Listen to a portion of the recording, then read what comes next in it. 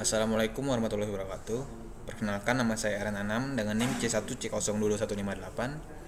Di sini saya akan mempresentasikan materi latar belakang dan permasalahan penelitian dengan mata kuliah metodologi penelitian dengan dosen pengampu Bapak Dr. Wirmi Eka Putra, SE, MSI. Baiklah, langsung saja kita ke materi yang pertama, yaitu pengertian latar belakang penelitian. Latar belakang masalah adalah informasi yang tersusun sistematis berkenaan dengan fenomena dan masalah problematik yang menarik untuk diteliti. Latar belakang dimaksudkan untuk menjelaskan alasan mengapa masalah dalam penelitian ingin diteliti. Pentingnya permasalahan dan pendekatan yang digunakan untuk menyelesaikan masalah tersebut baik dari sisi teoritis dan praktis.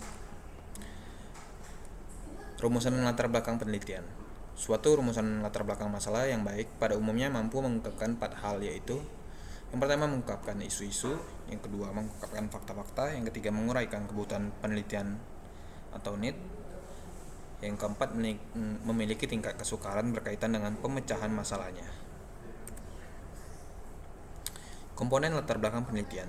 Adapun komponen-komponen dari latar belakang penelitian yang harus diketahui yaitu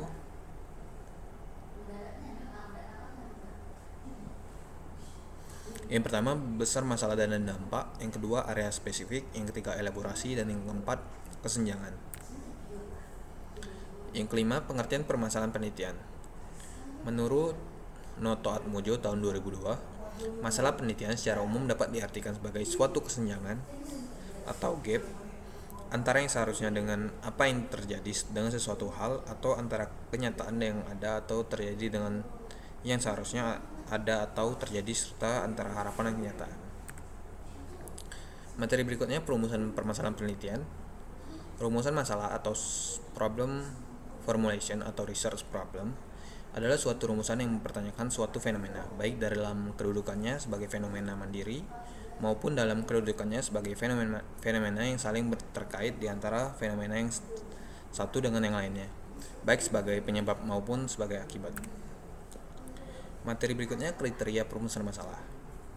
Yang pertama, rumusan masalah harus jelas, padat, dan dapat dipahami oleh orang lain. Yang kedua, rumusan masalah harus mengandung unsur data yang mendukung pemecahan masalah penelitian.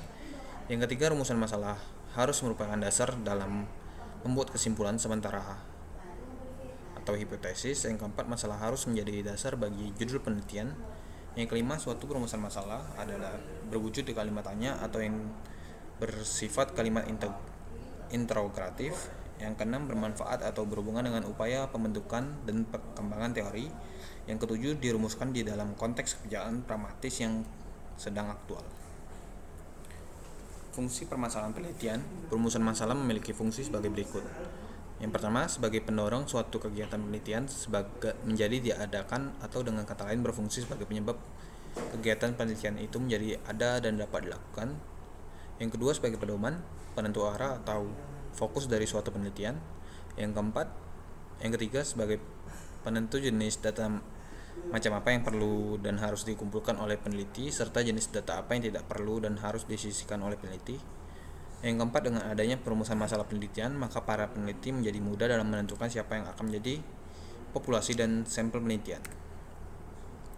Materi berikutnya, bentuk-bentuk permasalahan penelitian. Apabila dilihat dari bentuknya, maka masalah penelitian terdiri dari beberapa bentuk, yaitu yang pertama, permasalahan deskriptif adalah suatu permasalahan yang berkenaan dengan pertanyaan terhadap keberadaan variabel mandiri, baik satu variabel atau lebih. Yang kedua, permasalahan komparatif adalah suatu permasalahan penelitian yang bersifat membandingkan keberadaan satu variabel atau lebih pada dua atau lebih sampel yang berbeda. Yang ketiga, permasalahan asosiatif